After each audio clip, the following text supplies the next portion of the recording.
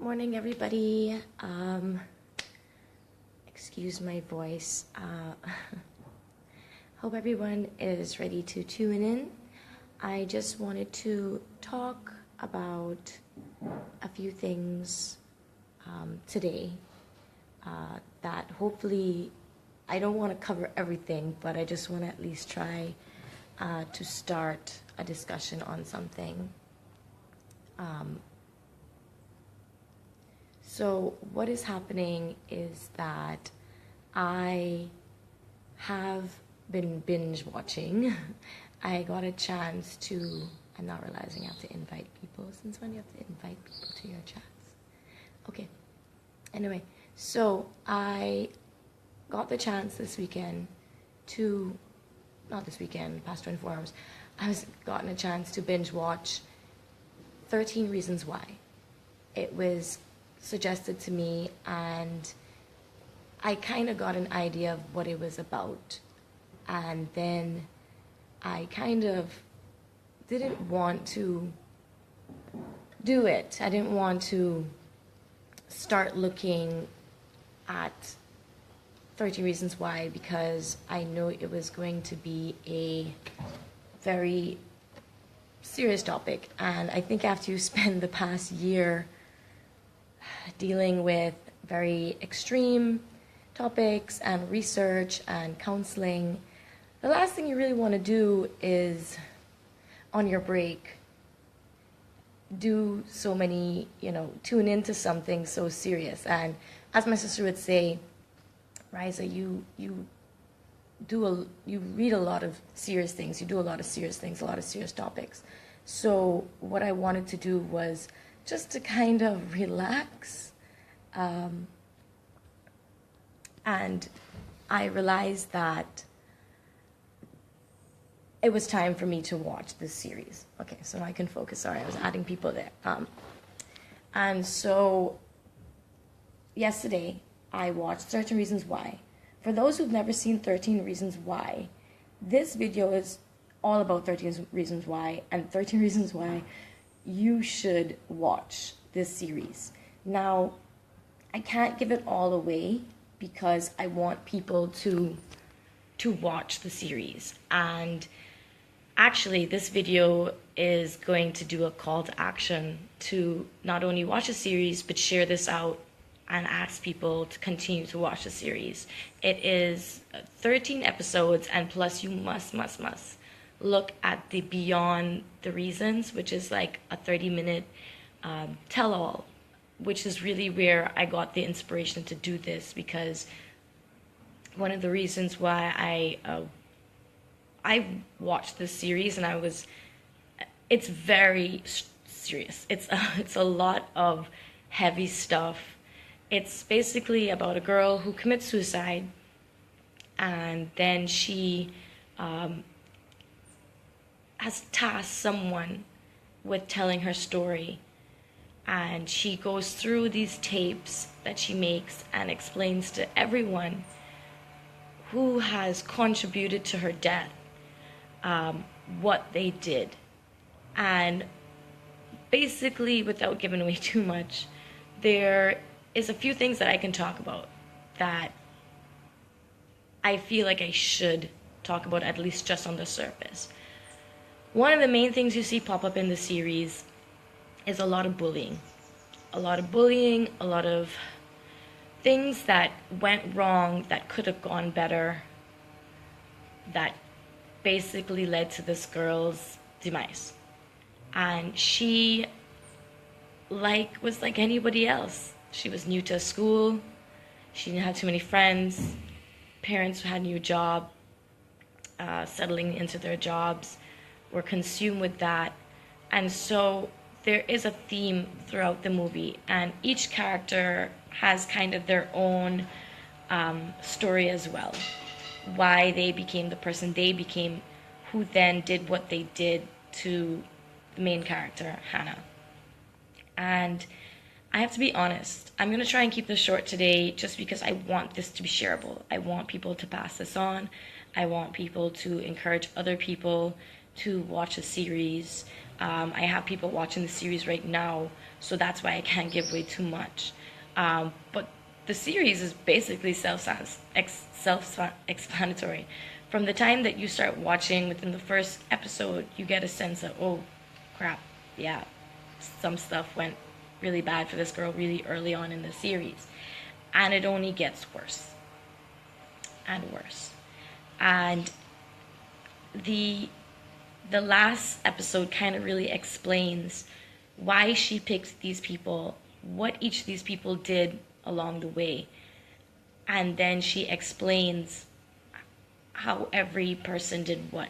So what you see happening throughout the episodes is there are a handful of people that contribute to her suicide. One of the topics that you see, again, like I said, is the bullying. And they talk about cyberbullying. And that is something that we haven't really, we talk about, but we're not really getting what that means. Like the mean comments people make on people's social media, that's one thing. I grew up in an era where we didn't have that. I went to high school and we barely had cell phones. I didn't have a cell phone until maybe like fifth form. So I was 17 or something before I left Guyana. And so for me, people who are just about, 30 and 27 and up, we don't know what cyberbullying is really like until we've experienced it now after this era of technology. But to be in high school, and like they say in the Beyond the Reasons, they explain that we're plugged in to social media all the time. We can't escape it. You're in the kitchen, you have your phone in your hand. You're at the park, you're at the gym, wherever it is. You become susceptible to never having a private moment because you're so tapped in. And I think there's one thing, I remember doing, trying to get some help with like relaxation and stuff. And I remember someone saying in one of their, like a yogista saying, do not open your phone for the first 30 minutes of the day. That is physically impossible for many people. It's impossible for me. The first thing I do when I wake up is open my phone. So that is a clear indication that most of us around the world, we can't do that. We can't disconnect. And so the problem with that is that once you live in that area, grew up in that era, you can't disconnect, and then you become susceptible to all the things that people say and do. There are many times, and I'll be very honest, there are many times when I wake up after making a live post or a comment that I know is going to be received by many different people in varying ways, and I wake up with anxiety. I truly do. The time when I called out government officials, I woke up with anxiety. I did, because I was like, what did I do? How many people will hate me? What are the crass things people are going to say, especially going after that specific person? But I did it because it needed to be said, it needed to be done. And I will always take responsibility for doing what I think is right. And calling out someone who is a bigot or a racist or whatever it is, when I make comments about Trump, when I try to psychoanalyze people, those kinds of things, I will still always take responsibility, because I know that it is my responsibility. And particularly being in this field, in psychology, you have the right, I think, after studying and observing and doing research on people, to make statements when appropriate, and helping others to see things that aren't there. Anyway, I'm going off on a tangent a little bit, but back to the story. So we're plugged into the social media. We can't really get out of it. That's our main issue. Fine. But there was some things that really resonated in this series. And I'm going to be super honest and super vulnerable. There are many elements of that series that was my life. Straight up. Many elements. And from the get-go, from episode 1, I was like, shit, what am I watching? Can I watch this? Can I continue to watch it? And I did. And for every episode, I couldn't believe how real life this was for me. And as the topics and the scenarios got worse and worse for this girl, I just kept thinking, okay, that's not me. But so many elements of this program was about my life, but yet I'm alive. And I think the takeaway for what I observed in the series was this girl had no one. There were people, but it was as if so many people along the way betrayed her. So many people along the way didn't care enough. And she says that. Some of you may have cared, but none of you cared enough. You know, and I think for people who have struggled with social issues and high school issues and feeling, and they even said this in the post series, they say biologically, chemically, our brains as teenagers are not developed for kind of rational thinking. So when we're in a really bad place at 15 and 16 and 17, we think it's going to last forever. And that's why in Guyana we see so many people committing suicide, because not only are they hopeless, not only do they not have any kind of maybe connections, but they just don't see that it's going to change. And that is not because it is what it is, but we're hardwired at that age never to think that it's going to change. And there have been times when I was like, you know, this is never going to change. These people are never going to stop hating me. These people are never going to stop targeting me because of who my parents are. I am always going to be that reputation that people said. And just like Hannah, when you're 17 and 16 and 12, your reputation is everything. When you join a new school and you're coming from private school, public school to private school, and no one knows you, or you don't know, or know a handful of people, and you think you trust people, and they betray you, and your reputation is screwed, you don't think it's going to change. And you hope and you pray and you cry and you do everything just like Hannah did. And by some miracle, I'm alive. And there are people who I can't say the same for. But there are other people I can say the same. I can say that they're alive as well, who went through things. And as I'm watching this series, I'm thinking, that is me. That is me. And at the same time, I'm thinking, and I'm seeing other characters come out. And I'm like, God, those are people I knew. And those are people who are alive. Why? What was the difference? What did I have that Hannah didn't have? And as you go through the series, you're like, Hannah was betrayed so many times. Her reputation damaged her from the time she got at that school. And those are things that I was like, holy shit, what am I watching? Like, how is this my life? You know, and for those who don't know, I had a terrible reputation in Guyana as a young girl. And it was just like Hannah, something that was not my fault. Something that little immature boys contributed. And it's like in that moment, just like all the characters, you don't realize that what you're about to do is about to ruin someone's life. You don't realize that the simple thing of being a bystander, and that was the thing that really stood out to me, the bystander's effect. Anybody who knows psychology, anybody who's even heard about the bystander's effect, that is something we see in the series. And that is something I saw throughout my life. I was lucky. I had two best friends who stood up for me, Akil and Iman, and a handful of people who probably tried to say, you know, Rise is not what you say she is. But Hannah didn't have that really. And that is a major thing. To have people you trust just sit there and watch you perish, basically, to have people sit there and not say, no, she's not a whore. No, she's not easy. No, you can't grab her butt because she's got the best ass. I thought that was really funny. that there was like a list that went around and she got best ass. I'm being humorous here, but it's things like that objectifying, thanks, that we don't take seriously. We don't look at how saying a girl is a slut is going to impact her life. Well, I'm going to tell you.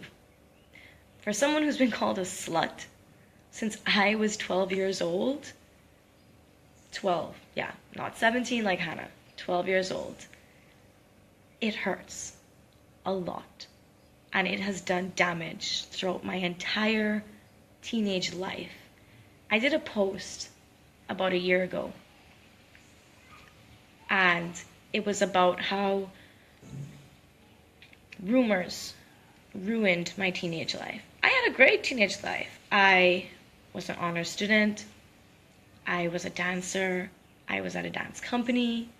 I went up for competitions. I was an athlete, God knows how. I didn't have to try so hard to be great. But there are people like Hannah who, I was the popular girl, which is funny because in this series, and she says it, when you're popular, you get popular by being mean, which is ironic. I was never mean. I wanted to do better for people. I knew that my purpose in life was going to try and make things better for people. Maybe that's because I had a really screwy beginning to my high school life. And because of that, I knew that I didn't want to be the mean girl. Thank you, Jonathan. I'm seeing comments, but I'm trying not to read them because I don't want to get distracted. You guys know, anyone who's watched my live streams before know I can get so distracted. But so what I'm saying is that was a theme. Reputation. Major theme throughout this series. Really, really, really hit home for me yesterday watching it. Of course, suicide is in there. And as you guys know, I have talked about all my suicide work that I have poured my heart out for about like 2-3 years. I am here in Barbados because I could not sit back and watch what was happening in Guyana. I could not sit back and watch people not have someone to talk to, not have a professional. There's a difference. There's a difference between talking to your like aunt or a pastoral minister or a friend. Those are great first go-to, by all means. Go to that person that you trust. In Hannah's case, it didn't really work out that well. In the series, she goes to a counselor at school. And if you pick it up earlier in the series, later you see why he's on the list of people, the 13 reasons. But early on, it says that he's not an actual counselor. Like, he's not a doctor or anything. And I'm going to say what I'm always saying, because this program just confirmed what my biggest fears were all along. He couldn't fully help her because he didn't know how to. And he didn't know how to because he wasn't properly trained. And that is what I've been saying for like 2 years. People, please, please. Be careful who we are labeling. And I'm saying this to the government and anyone who watches this, or anyone who thinks they're a psychologist, or anyone who's been told they're a psychologist. If you have an undergrad degree, you are not a psychologist. You are not prepared. And when you watch the series, please, anyone who's interested in this field, watch this series. You will see that you are not prepared for what cases like Hannah are going to come to and say to you. You are not prepared. You don't know what you're doing. And you can kill somebody. If Hannah had had the right intervention early on in the series, she would have been alive. This series would have ended differently. But it doesn't. She dies. She kills herself in a very gruesome way. In a very real way. And when you look at the Beyond the Reasons, they said the really raw things that they spoke about in this series, in 13 Reasons Why, they didn't want to shy away from abuse. They didn't want to shy away from the sexual assaults. They didn't want to shy away from the suicide, the actual suicide that happens, because we need to be talking about the realism of this situation, of the reality of suicide, of the things that happen that cause people to do this. And it was hard, I'm gonna tell you. There are tons of triggers all over this series. There are tons of reasons why you want to shut it off. If you can handle it, if you are strong enough, if you care enough to know, watch it.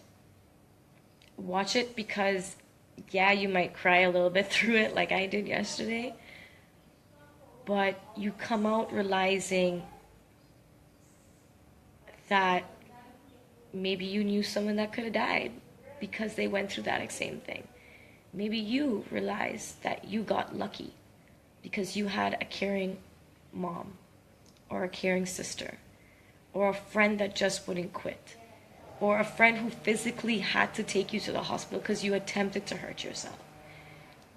In this day and age, unfortunately, that is what is deemed lucky. Because for whatever reason, the kind of society we live in now is that no one cares, or we only care about ourselves, or we only care about our image. And by all means, that makes sense when you live in a whole society that only cares about your reputation, or who's cool, or who has money, or who's liming with where, or who's going palm court, or, like, let's stop giving a shit about those things and caring about people and not being the bystander. Like, I hate that the bystanders effect came up so much in this series, but it just kind of makes it real that there are people who could have said something, could have stopped somebody, could have jumped in and intervened the fight, could have, and I see that all the time in Guyana. It's crazy. I had to save some random girl about 7 years ago, and I know we shouldn't talk ill of the dead or whatever his status is, but I jumped in basically and intervened because Anthony Peary's was pummeling a girl in a car, in a tinted car by Bistro a couple Christmases ago, because whatever reason. No one could see because it was behind a tinted door. There were 3 guys literally on the side of the door of the girl who was getting beaten. And no one knew. No one could hear, no one could see. I literally passed and saw him doing what he did. And I told everyone. And they literally ran around the car, pulled Anthony off of this girl. But that's me. Not everybody does that. Not everybody is going to say, this is wrong. And I've done that a few times. And maybe I have gotten beaten up in the process. And maybe, people have gotten embarrassed in the process. And maybe people don't want people to know that they're being beaten by their boyfriends or whatever it is that it is. Or that they've been raped. Or whatever it is. Or that they've been suicidal. But we have to develop a space, a community, a society that says, no, it's not okay to just stand there and hear a child getting beaten every day after school. And unfortunately, that's the place that we live in. That's the world we live in. In Guyana, we have a saying in Guyana. Everybody knows it. I might get it wrong because I don't know the sayings properly, but basically what happens in a family, or what happens between husband and wife, is none of my business. And the fact that we even have that saying, which I know where we get it from, but the fact that we have that saying just says to me that we're always going to be bystanders. And if we don't stop and say something, we're just going to keep letting people die. We're just going to allow our neighbor to get beaten and just decide to kill herself one of these days. Or we're going to allow children to grow up in such messed up environments that they're going to eventually become abusers themselves, or they're going to end up being abused later on when they get in relationships. And I could go on and on and on about these things, But I put all my research, I've done about, let's say, 5 major research papers since I've been here. And I put them all on my LinkedIn. And I remember telling my counselor that because we have to do counseling before we go in the field, which I think is absolutely mandatory. And she was like, but do you really want to put your papers out there and people can try and steal them? I was like, you know what? I probably could try and protect them, but I really don't care. Just go and read them. Go on my LinkedIn, Rise a Can, and read my papers. I wrote an entire paper on how emotional child abuse has so many reasons or so many paths of life that can happen after just beating your child. And unfortunately, how we get to that state is because people are bystanders all along the way. And so that was the other topic you see that really hit home for me. Your reputation is everything, and people will do whatever they want to do to stain you or elevate themselves. We're hardwired to feel that life will never get better because that's just not how we think when we're 14 and 15 and 17. And 3, there's too many bystanders. We have a bystanders society. And then 4, that life, everything, a lot of things of what Hannah experienced, I experienced, and I'm alive. And there are tons of people I know who have had shitty lives, who have been beaten, who have been raped, who've been molested by their families as children, who were given a little bit too much licks as a child, because in my opinion there's a fine line between what is considered licks and abuse, especially in Guyana, and that they're all alive. And that must mean something, which comes to my 4th thing. And I said, well, it's more like a 4th and a half because I already kind of talked about it. Being there for people. We don't always know how to be there for people, but the best thing we can do is try. Don't be a bystander. Don't ignore the signs. But honestly, sometimes there aren't signs. Sometimes the weight of your experiences just keep piling up. And in Hannah's case, that is what happened. She didn't just wake up a day and think she wanted to kill herself. No. There was a process. It progressively got worse. It progressively got worse for her and for the people around her, and things that happen, and guilt and shame and embarrassment. And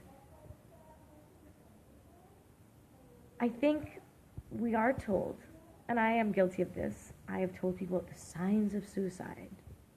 Yeah, there are signs of suicide. There's signs of depression. There's signs of anxiety.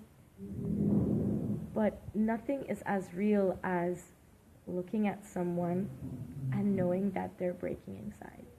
We can't deny that. There are people, yeah, maybe we don't know people. Maybe we don't know people at our workplace or in our community or at school. And we don't know how they were before they got there. But if you looked at anybody and saw that they were a loner or lonely or didn't have friends, I encourage you, connect with them. Do something for them. Help them. Start a conversation. Because more than likely, they have a lot going on that you don't know about, which is the other theme. You don't always know what's going on in people's lives.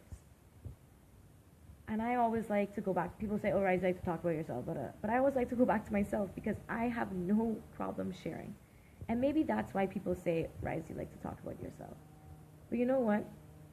If I can just be vulnerable and it's going to help somebody, then fuck it. I'll be vulnerable. I'll do what has to be done. I will be the scapegoat. Let me show you that you're not alone. And for me, I think that's always something I've always done. I've gone through a lot of varying things, good and bad. I've experienced a lot of things. I moved to Toronto at 17, And it's weird because Hannah talks about in the series, she says, I just want to get out of here and move to New York so I can have a new life and just be someone that everybody doesn't think that she is. That was exactly why I left Guyana when I was 17. I wanted a new leaf. I wanted a chance to not be this person that people had made me out to be. I wanted to stop being GT's daughter. I wanted to stop being the whore that everyone thought I was. I wanted to stop being that person that schools like QC and Brickdam and Bishops used to talk about. You know, I didn't want to be in Guyana anymore. Guyana had nothing for me at 16. So I applied. I got into college with CXCs, which almost never happens. And I've moved. And I left. And I think many elements of who I am to this day has to do with the fact that I left. If I had stayed in Guyana and let all the negativity brew in me, I don't know if I would have been alive. Because then I would just be another Hannah. Someone who had great parents, who wanted to be there for her, but you don't want to be a burden. You don't want to tell your parents things that they're not ready to hear about their little girl. You don't want to share things because you're going to get people in trouble or, have to expose a friend and those kinds of things. And for me, it was definitely a chance to leave and have a new life. But the problem is, many people can't do that. Many people can't leave. Many people can't get away. And Hannah was one of those people. And it just, again, everything piled up. The chances of leaving became difficult when there was a strap for money. And these are all things I can tell you of. Watch this series. Maybe I haven't said it enough. Watch this series. Share this video, by all means. I don't care who sees it. Don't really care. In terms of my vulnerability, my story. Share it. I already saw Jessica Shabir shared it. Thank you, Jessica. I know Jessica always has my back on these things, and I'm really appreciative for everyone, Yvonne, and so on, who